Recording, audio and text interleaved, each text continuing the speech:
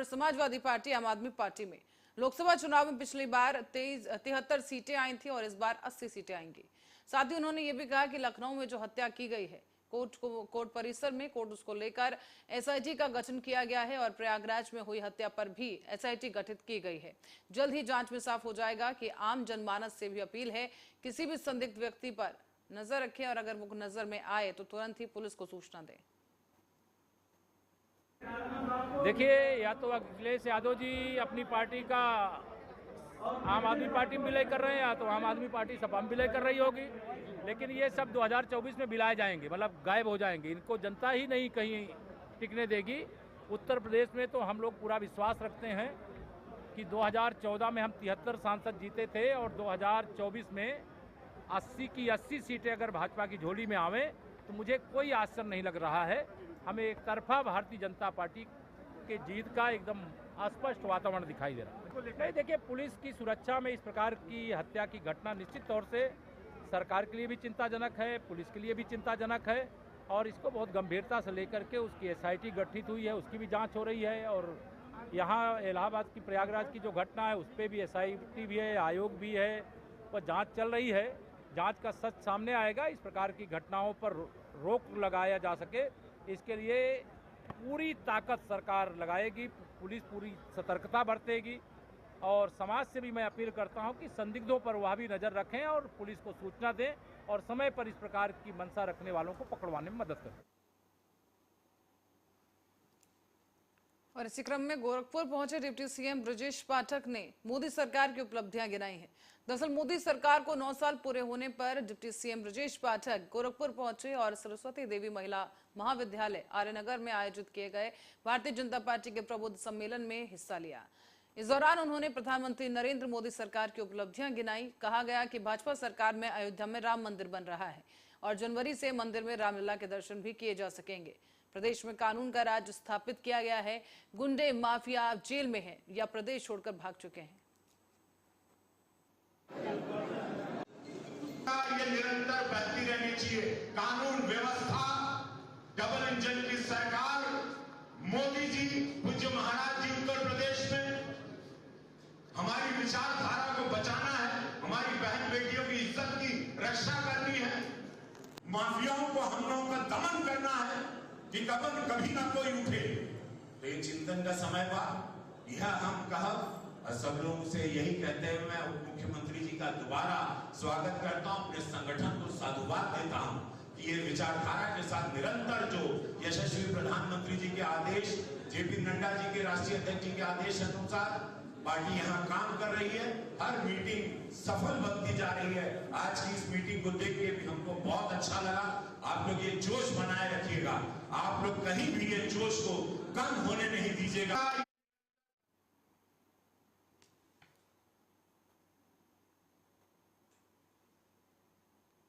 और प्रधानमंत्री नरेंद्र मोदी के नेतृत्व में केंद्र सरकार के सफलतम 9 साल पूरे होने के अवसर पर उत्तर प्रदेश के उप मुख्यमंत्री केशव प्रसाद मौर्य मुख्य अतिथि के तौर पर एक कार्यक्रम में शामिल हुए हैं। दरअसल प्रधानमंत्री मोदी और मुख्यमंत्री आवास के लाभार्थियों की एक कार्यशाला रखी गई, जहां पर ग्रामीण विकास विभाग के द्वारा संचालित किए गए कई परियोजनाओं का शिलान्यास करने के लिए केपी मौर्य पहुंचे और दीप प्रज्वलित कर कार्यक्रम की शुरुआत की गई। प्रयागराज के परेड ग्राउंड में हजारों की संख्या में लोगों ने इस सम्मेलन में भाग लिया है, जिसमें गरीब लोगों को चेक वितरित किए गए। देश भर में 4 करोड़ आवास और उत्तर प्रदेश में हर जनपद में 2 लाख आवास गरीबों को दिए गए हैं। इस मौके पर मीडिया से बात करते हुए केशव प्रसाद मौर्य ने कहा है कि पुलिस अभिरक्षा में हुई मौत चिंता का विषय है।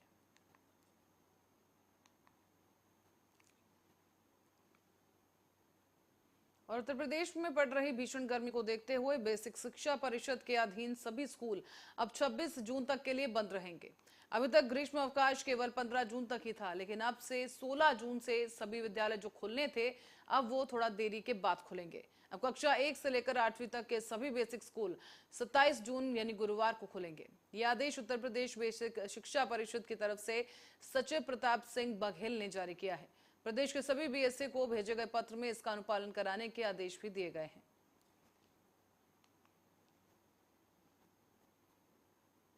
बुलंदशहर की ओर रुख करेंगे, जहां मंदिर में मूर्तियां तोड़ने का मामला सामने आया है, जिसमें पुलिस ने बड़ी कामयाबी हासिल की और आरोपियों को धर दबोचा गया है। पुलिस ने गांव बराल में ही 4 मंदिरों में देव प्रतिमाओं को खंडित करने के मामले में गांव के ही 4 युवकों को गिरफ्तार किया।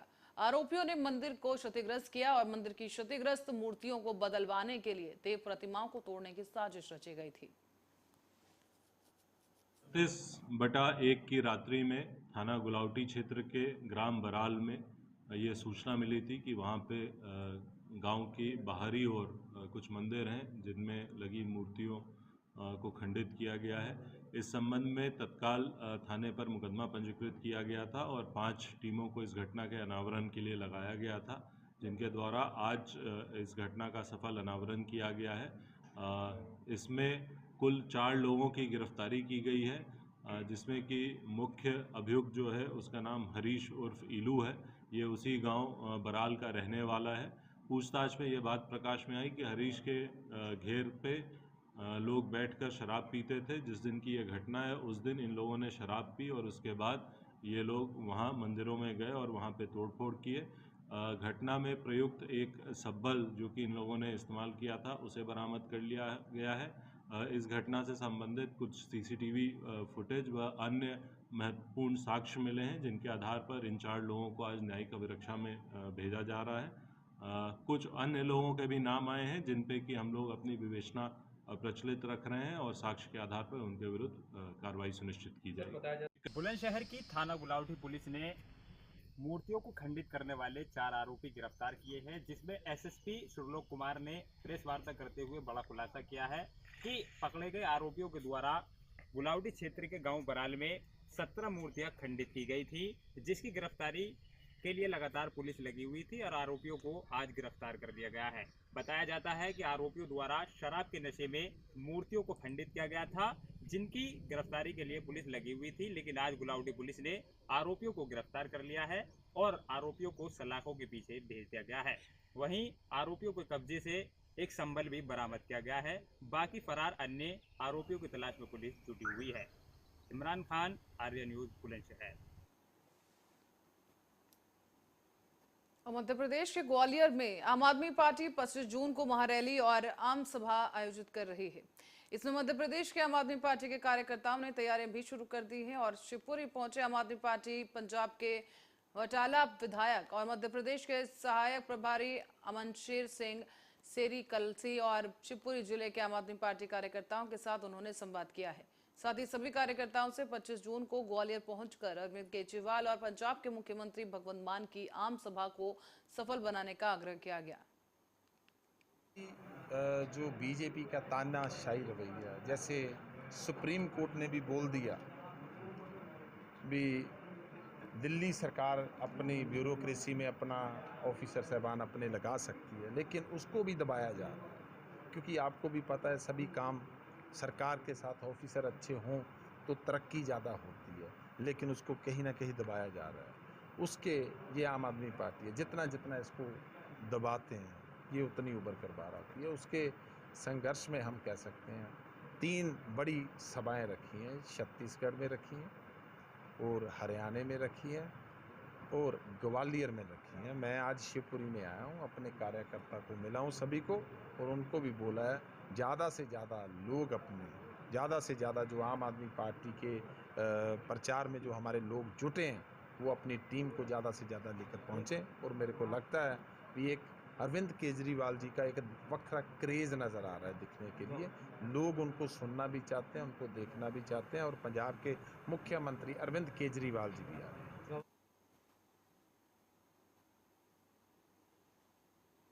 और सीहोर में बोरवेल में गिरी 2.5 साल की एक बच्ची सृष्टि कुशवाहा को बचाने के लिए एसडीआरएफ की टीमें जुटी हुई हैं। आपको बता दें कि मुंगावली की एक घटना है जहां गांव में इस सृष्टि को बोरवेल से निकालने के लिए करीब 17 घंटे से ज्यादा का समय बीत चुका है, लेकिन अब तक रेस्क्यू ऑपरेशन जारी है। पथरीली जमीन और चट्टाने होने के कारण रेस्क्यू ऑपरेशन में काफी परेशानी आ रही है। अधिकारियों के अनुसार बच्ची के शरीर में कोई हरकत नहीं हो रही है। सृष्टि के परिजन उसकी सलामती की दुआ कर रहे हैं। इस बीच बच्ची बोरवेल में कुछ और नीचे जा गिरी है। बताया जा रहा है कि बोरवेल 300 फीट गहरा है और उसमें मासूम सृष्टि गिरकर करीब 30 फीट अंदर फंस गई थी और बुधवार को सुबह वो कुछ और नीचे चली गई है। उसे बचाने के लिए 5 फीट दूरी पर गड्ढा भी खोदा गया है और कई घंटों की मशक्कत के बाद अब तक 28 फीट का गड्ढा ही खोदा जा सका है। पथरीली जमीन होने के कारण गड्ढा खोदने में टीम को काफी परेशानी हो रही है। बोरवेल के पेरेरल में 100 फीट गहरा गड्ढा खोदने के बाद पटरी के पास जाने के लिए सुरंग बनाई जा रही है।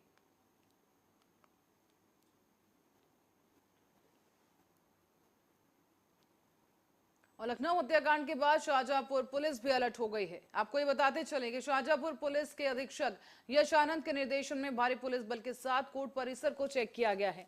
चेकिंग के दौरान कोर्ट परिसर में चारों गेट पर ड्यूटी पर लगे कर्मचारियों को सख्त निर्देश दिए गए। इस दौरान कोर्ट परिसर में प्रवेश करने वाले प्रत्येक व्यक्ति की नियमानुसार चेकिंग करने को लेकर सख्त आदेश दिए गए हैं। कहा गया कि न्यायालय परिसर में स्थित कैंटीन में भी कैमरा लगवाया जाए और उसके निर्देश जारी किए गए हैं। परिसर में कुल 31 कैमरे फिलहाल लगे हुए हैं जो कि सुचारू रूप से कार्य कर रहे हैं। कोर्ट परिसर के गेट नंबर 2 पर एक बैग स्कैनर भी लगाया गया है और बैग स्कैनर भी सही काम कर रहा है। सभी जनपदों में सुरक्षा चेक कर लिया जाए न्यायालय को, और यहाँ सुरक्षा पूरी सही लगी हुई है और जिसका समय पर हम लोग चेक करते हैं। आज भी मेरे द्वारा और इंस्पेक्टर सदर और प्रभारी सुरक्षा द्वारा पूरा चेक किया गया ड्यूटियों को। सभी ड्यूटियाँ काम कर रही हैं। यहाँ न्यायालय में कुल 6 गेट हैं, इसमें से 2 बंद रहते हैं, 4 से प्रवेश होता है। इन चारों ही गेटों पर हमारे सारे कैमरे काम कर रहे हैं। बैगेज स्कैनर हमारा काम कर रहा है। हमारी ड्यूटी मुस्तैद है। सबको चेक करके और परिचय पर देख कर प्रवेश दिया जाता है। जिनसे संदिग्ध होते हैं अलग पूछताछ की जा रही है। और हमारे कंट्रोल रूम में भी ड्यूटियाँ लगी हैं जहाँ पर पूरा परीक्षण होता है और चेकिंग के द्वारा ही पाएगा कि परिसर में कैंटीन है, वहाँ पर कैमरे नहीं है। और कैंटीन संचालक से वार्ता की गई है, उसमें जल्दी वहाँ पर भी कैमरे लग जाएंगे। और मुरादाबाद के बिलारी थाना क्षेत्र की घटना है जहां पर एक गांव में महिला की संदिग्ध परिस्थितियों में मौत हो गई है। तो वही महिला की 1 साल पहले ही शादी हुई थी। गौरतलब है कि मौके पर पहुंची पुलिस मामले की जांच पड़ताल कर रही है। मौके पर क्षेत्राधिकारी और भारी पुलिस बल तैनात है और मायके वालों ने ससुराल पक्ष पर ही हत्या का आरोप लगा दिया है। तहरीर के आधार पर कार्रवाई जारी है।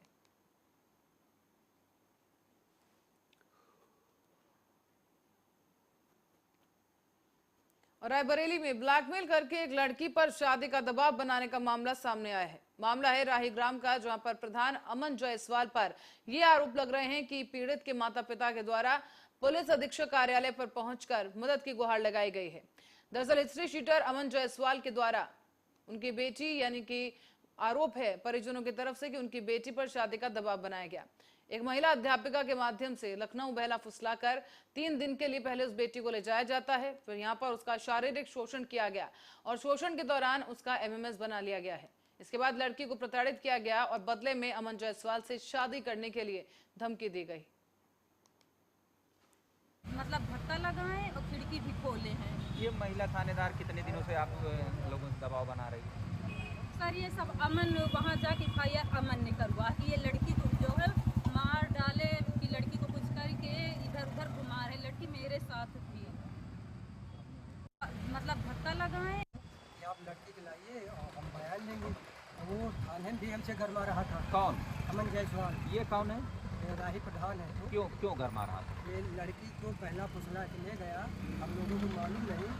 और उसके बाद इस जहाँ पढ़ती थी उसकी डोमेन जो है हो सकता है वो लड़कियों का धंधा करती हो और पैसा, अमन पैसे में बहुत है, क्रिमिनल आदमी है।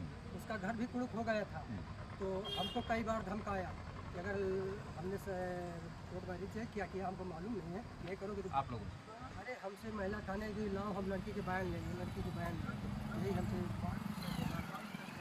तो क्या वो जो अपराधी है वो प्रधान वो वही महिला थानेदार उनके पास ही बैठा है क्या? हम जब आए तो बैठा था। फिर कितने दिन रही वहाँ? घर वाले फ़ोन कर रहे थे उस समय, क्यों नहीं उठाया? बात क्यों नहीं की? क्या मामला था? किसी से डरी हुई थी? किससे डर रही? डर किससे था? बोलेंगे आपने कुछ? तो जो पूरी बात हुई है आपका, आप डर रही थी या कुछ बातें हुई, कैसा डर था? क्यों दे रहा था? धमकी के पीछे कारण क्या था? शादी नहीं करोगी तो तुम्हारे घर वालों को टॉर्चर करेंगे, मतलब मार डालेंगे। फिर इसके बाद क्या हुआ? पूरी बात बताइए। अच्छा, फिर नहीं गए, फिर घर आ गई। अब पूरी बात खुल के बोलिए। अब क्या करेंगे? अब इन हालातों में क्या करेंगे आप?